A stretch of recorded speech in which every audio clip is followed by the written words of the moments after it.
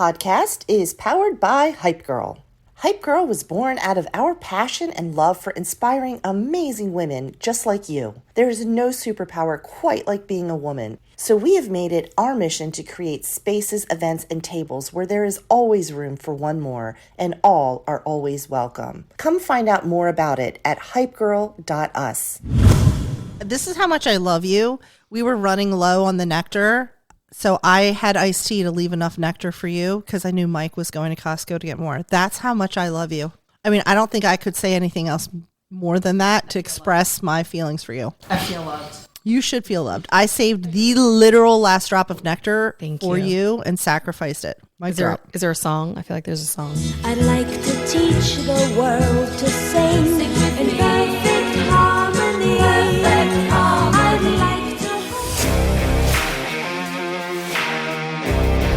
Welcome to the Do It Ugly podcast. Here are your hosts, Stacy Lyon and Jenny King.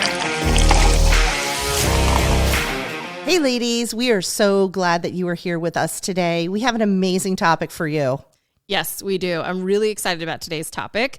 So it was Thanksgiving yesterday.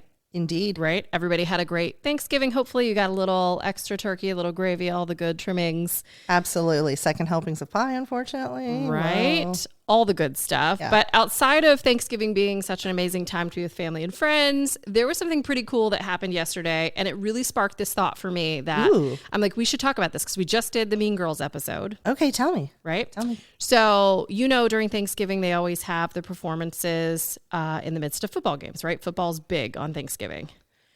I am not a football watcher, but I did see on the Book of Faces this morning, which is where I get all of my best news from. So you know what I'm talking about. About Miss Dolly. Yes, Miss Dolly. I did see that there were a lot of people making nasty comments about... It was so sad. I mean, the audacity to talk about...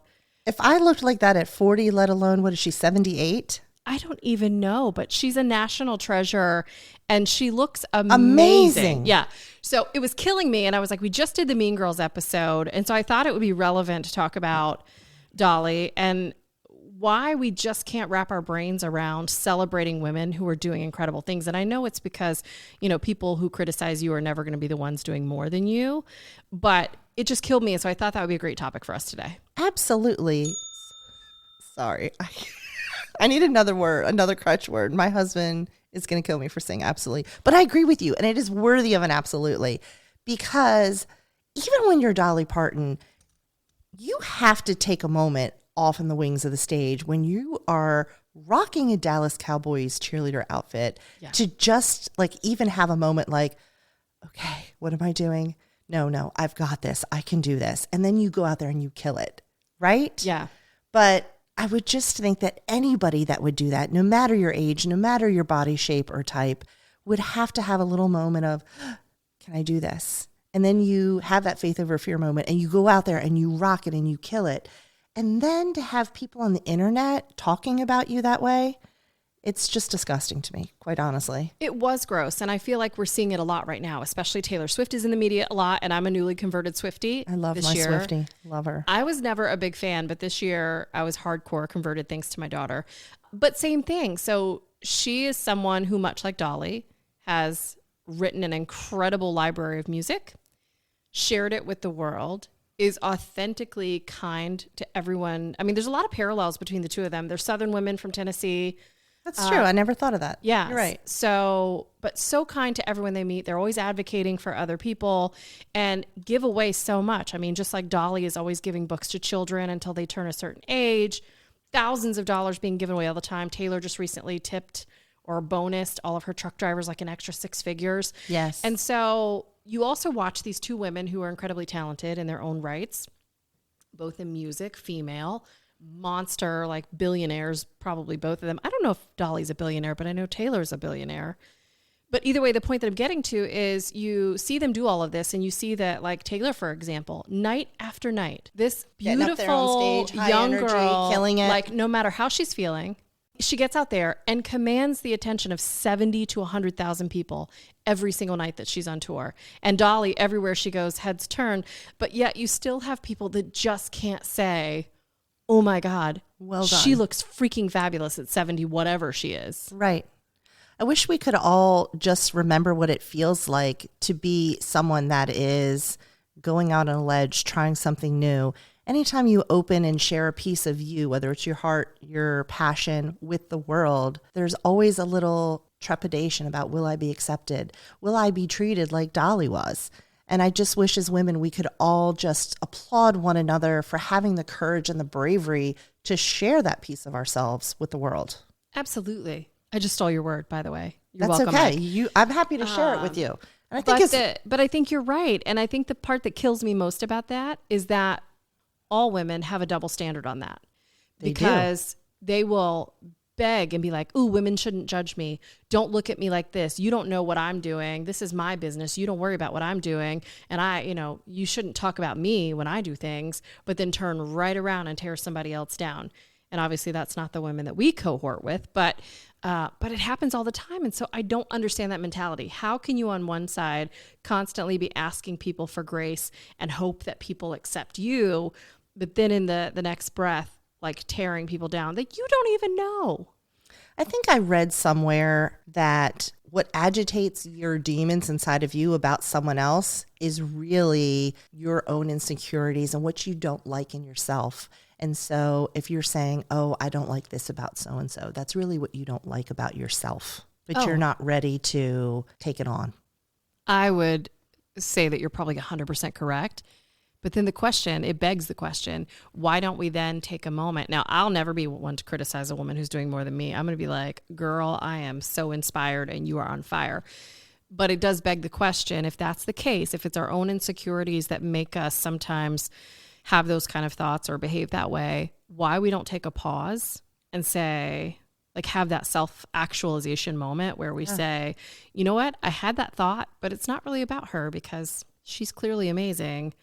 I'm not where I want to be in life. What do I do to get better or be who I want to be versus bringing somebody else down? Like, why don't we take that time to breathe and think through that before, especially publicly? Like on the Book of Faces, there were a lot of people saying a lot of horrible things yesterday. The only thing I can think about that is that sometimes when you are just drowning in hurt and pain, you can't see anything beyond that, whether it's to get to a place of healing or acceptance or grace for yourself, let alone for other people. I know that I have been in some pretty dark places in my life, and something that really helps me, and I know you do this every morning too, is you have a meditation that you do in the morning, or you have a pep talk that you give to yourself. Yeah. And so I read somewhere that you need to, while you're brushing your teeth, look yourself in the eye in the mirror.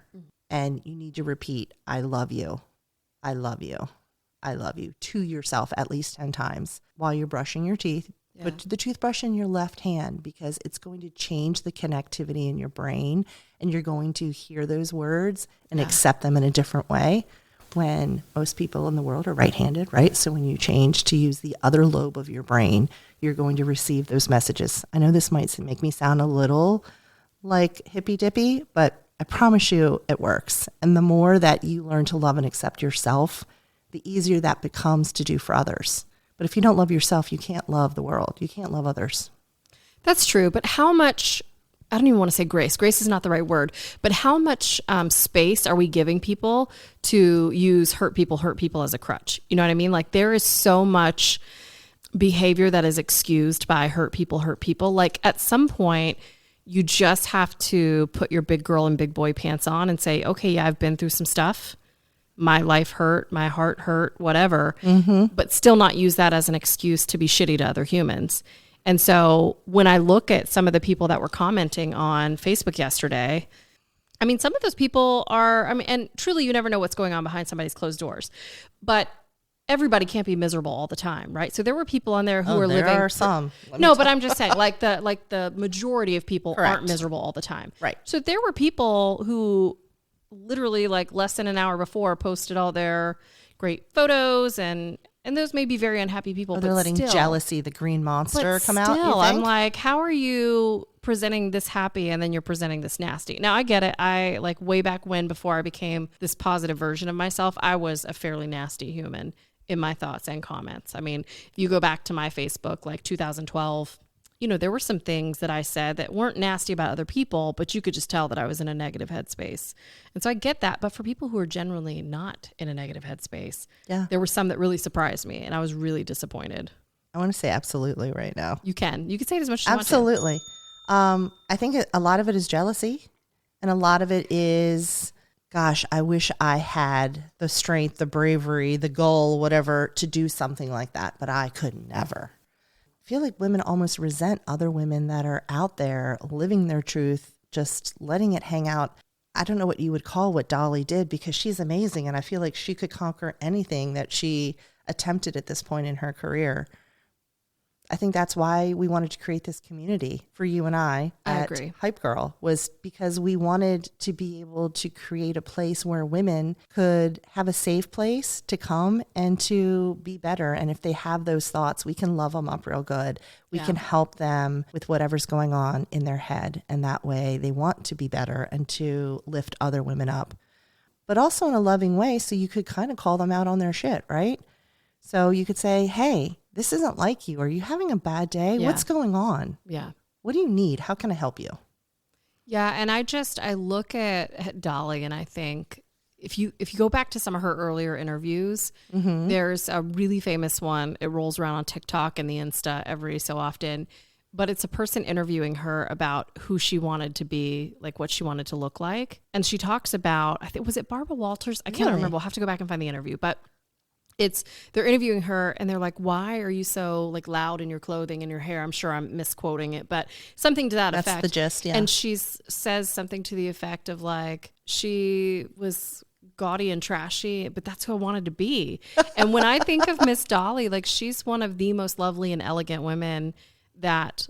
I would never call her trashy. I would never think of that. No, but I'm saying when you think about where she came from back in the hills of Tennessee, like, it was not posh society. They were not going to country clubs. Like, surely those who are in some of the, most distinguished clubs in the world wouldn't look at Dolly back then and say, oh, she's, first class, or... Well, they were probably judging her on her figure as well, and her big, tall, blonde hair. Which all the men wanted her and all the women wanted to be her, but hated her in the midst. So it's still... the same thing. Yeah. But so I think about that, and I just love that even from an early age, and I think Taylor Swift, going back to her, very similar. But yeah, so you go back to Taylor and you look at them, and they have many similarities in that same way. Like, they've just been, even if it wasn't outwardly so or inwardly so, excuse me, let me correct what I'm saying. If it wasn't on the inside, on the outside, they've been remarkably open about who they are and just being confident. And that's what I find so bold and inspiring about them. So I just thought, Dolly, I don't know if you'll ever hear this, but if you do, we love you, love you, Miss so Dolly. Much. And she's done so much and put so much good back into the world too. I just think of her reading program and how dedicated she is to literacy. Oh my God. She has done so much good in the world, poured so many amazing things into communities across the United States. And to be judged for an outfit just but she feels looked sexy as hell. I mean, she's in her 70s amazing. And she looked, amazing. She was a smoke show. She was a smoke show. Can I tell you what gave me a little bit of a giggle? What? So she had on clearly like a nude bodysuit or something under her. Oh, the shimmer? The little shimmer with some like sparkles on it. Yes. Or rhinestones maybe even. And they put a big rhinestone where her belly button is supposed to be. And I just gave me a little bit of a chuckle. And I thought, that is so funny. It's so cute that the costume designers were like, I think she tried to be a little modest, like I said, with the sheer, bodysuit under the costume. And they were like, okay, we're even going to cover up the queen's little belly button here with a rhinestone. Yeah. I'm just impressed. You rock it, Dolly. And keep going. Don't let them stop you. Oh I can't wait to see what happens next. I feel like we should start a thing right now where women just go out and boldly do things as they are. And on social media, just be like, #BeLikeDolly. Oh, I love that. Yeah. Like, whatever the thing is, wear the outfit, whatever outfit you've been not wanting to wear because you've been too worried about how you're going to look in it, or just, go out and present your idea, whatever. But I am blown away because I'm trying to imagine what the conversation was like when the Dallas Cowboys or whoever proposed this idea, came to her team and was like, hey, we want Dolly to wear that cheerleader outfit, because that outfit is tiny. And it's hot. And I also think that it's really sweet that, I don't know how many years she's been married, a really long time. Very long time. And that she is still super in love with her husband. And, she just put out this rock album. And she said that she did it because her husband doesn't really listen to country. And so she wanted to do something For him? For him. I didn't know that. And so she has all these great rock collaborations with her album, which is, I'm sure, part of why she was performing, right? To help promote that. Go, Dolly. Don't stop. I'm looking up right now what the name of her new album is because I want to tell everybody they can make sure they go pick it up. Oh, it's called Rockstar. There you go. It's called Rockstar. And she has some collaborations with super famous musicians, including... I don't know. Let's look. Is it on the list? But I feel like, you know who else she does a lot of collabs with, which I hope is on here somewhere, is Miley Cyrus. I was like, she used to do a lot with Kenny Rogers too. Ooh, Chris Stapleton is on here. Kid Rock, John Fogerty, Steve Perry, Ann Wilson. Oh my God. Okay. I can't wait to listen to Richie it. Sambora. Oh. I mean, when you're Dolly and you call someone on the phone, you're going to answer, right? So she pretty much got her dream team of whoever she wanted on this album. First of all, let me just tell you that my 80s heart just did a 3-beat skip. Let me tell you who's on here that just makes my heart so happy. Emmylou Harris, who is a giant in the country. But I haven't heard from her in a while, with Sheryl Crow, Pat Benatar, and Neil Giraldo. Yes. Oh my God. And Michael McDonald. Okay, gonna be everybody amazing. needs to get a copy of this, okay? And she just also recently released a book. It's called Behind the Seams, My Life in Rhinestones. Okay, that's definitely on the read list. We need to put that in our book club list We for do next. need to put that in our book club list. Okay. Okay, I love it. There's a little bit of homework for you, ladies. You have to download an album and get a book. Who downloads an album? I'm going to buy the vinyl. I want the real deal. I was going to put it on Spotify so I could listen to it. I'll have it too in the car. But I have to have feel the like actual that's going to be album. something like when I'm walking and I need that music, you swing your arms when you're doing the old lady walk for the community to get your exercise in. Like, I feel like that's going to be something. Is that what we do Spotify. now? We do that. We're the mall walkers. Is that who we are now? Not in the mall, but around the loop of the neighborhood. Yeah. I haven't quite made it to the mall, although that's pretty genius in the summertime when it's so hot outside. Or maybe we get all the ladies together in the community and we go and we get tracksuits and we go to the mall and we walk in like a squad. Oh, I love that. Wouldn't that be fun? I have always dreamt of having my own kind of Pink Ladies style jacket. I'm not going to lie to you because I'm obsessed with Grease from way back. So I could get down with like a pink satin tracksuit jacket and matching pants. Who are I could you be on that. in the Grease cast? Who would you have been? Sandra D, of course. Yes. Do you see that? Yeah. Who were you going to say? You thought I was? Yeah. 100%. I feel like you're Rizzo. 100%. I love that you know that about me. I'm absolutely Rizzo, minus the unexpected pregnancy. Although that's not true because my daughter was a little bit unexpected. I was going to say, but I wasn't a teenager. I wasn't in high school. No, you were not. But you were what, 3 months pregnant, you said, when you found out? Oh my God, 3.5 months pregnant. 3.5 months pregnant. Yes. And I was self-righteous and indignatious having this conversation with some people and they were talking about babies and there were like little ones all around. I was like, oh yeah, I'm never doing that. And I was 3.5 months pregnant. But look, we could all live on a cruise ship permanently if I could get $1 for everything I've eaten crow. Oh, absolutely. as a Everything parent. you've slurped back. Oh, and we talked about that in 100. one of our other episodes We as did. well, where we could. Yes. I think that was the exhaustion episode. We talked about all the things we wish we could slurp back. If only. If only. Maybe we shouldn't say slurp back though. No? No. You don't like that phraseology? I think we're going to leave that one. Is that because your dirty mind is in the gutter again? Facts, always. Mhm.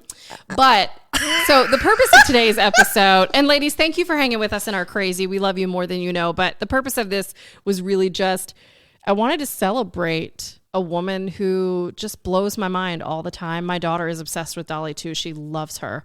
And I really, really pray that we get to meet her someday because Sophie would just be mind blown over it. But yeah, I just want to take a minute to do that because we need more of that. Like take the time to just be the person on social or even privately who just says, hell yeah, high five, lady. You rocked that.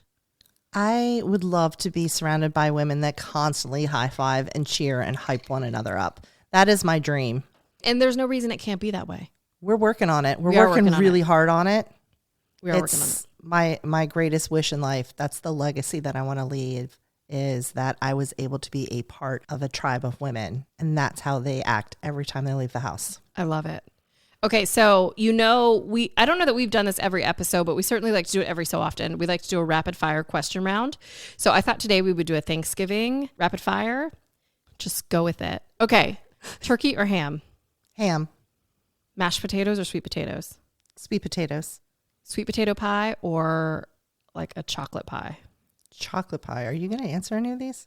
Yeah, I'm just making these up as I go. Okay, ham or turkey? These are just thinking, ham. Potatoes or sweet potatoes? Mashed potatoes all day with all the butter and all the heavy cream. Okay. Mm-hmm. And what was the other one you said? Sweet potato pie. You didn't even give pumpkin pie as an option. That was kind of strange. Pumpkin pie is disgusting. I've never heard of a sweet potato pie. I mean, I've heard of it, but I've never had one. Welcome never been to the around South. one. Hello. All right, sweet potato pie. Sweet potato pie is delicious. No, actually, I would say it's it. Usually from where I come from in my parts, it's pumpkin pie, apple pie, or pecan pie. Pecan. Whatever. Even I'm bougie enough that I say pecan. No, but yeah, it's chocolate all the way for me. Like a chocolate mousse? Although my mom made Watergate salad, which yes, I do too. It was pistachio flavored, which was phenomenal. Yeah, so good. All right, last thing. What is your favorite Thanksgiving tradition? I already know what it is, but I think the ladies need to know because I think it's so hysterical and I love it. I don't know if it's a tradition, but this is just what happens every year. Since I started making Thanksgiving dinner at my house instead of at my mom's house, Mike and I get up early and we will start preparing the bird, if you will, to get her in the oven.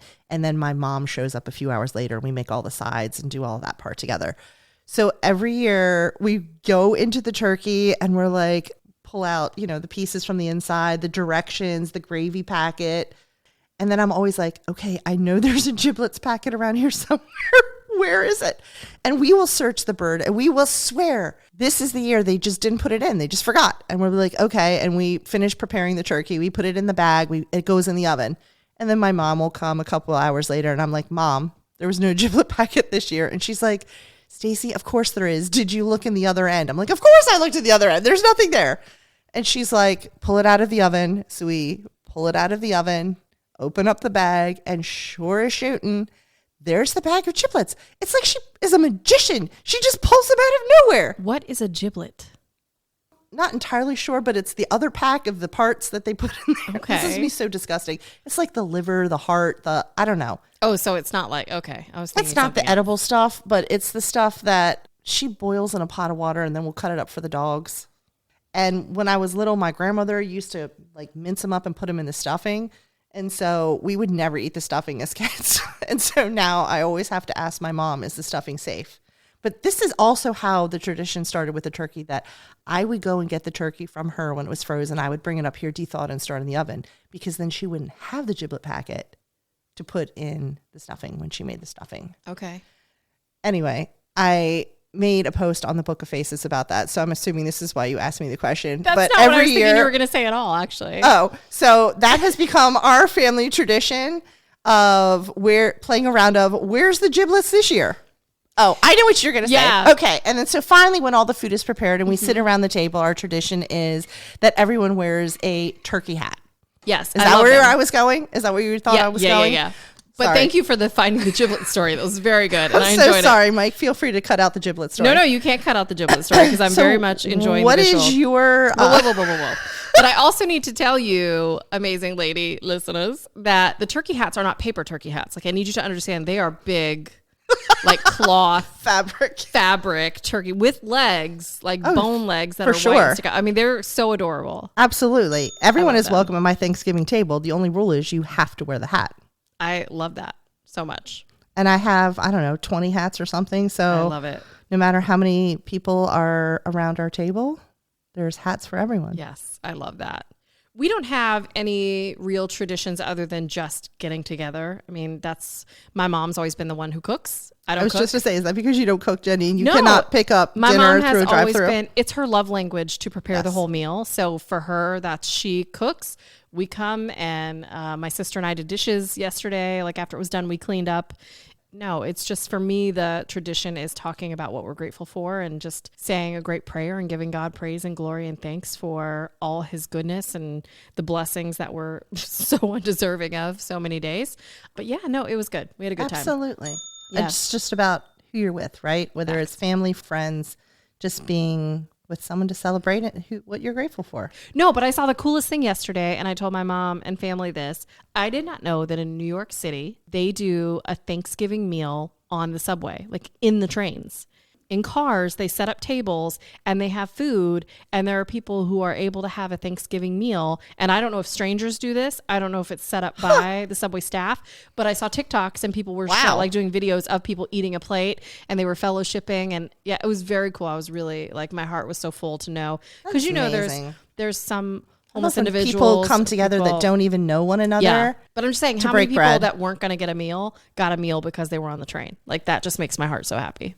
Absolutely makes my heart happy too. Yeah. Yesterday, our friend Miss Kate Coran over at Fresh Brewed Ministries did the same thing for the unhoused community here in Myrtle Beach, and was able to serve lots and lots of our neighbors. And it was beautiful. The community, the way they came together and donated food and turkeys and laid out a huge spread.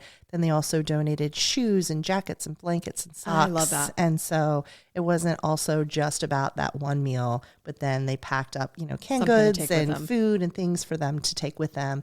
Hopefully a full belly and a full heart. Yeah, love that. All right, well, as always, we love hanging with you ladies. We can't wait to do it again. Absolutely. We are here doing it ugly. Per the usual. Can I say SSDD? What does that mean? Same shit, different day. Oh, no, I didn't know that. You're so cool. You have cooler acronyms than me. But anyway, we can't wait to see you next time. Have a great one. And until then, please come back. Yeah, please come back and stay amazing. We love you. Bye.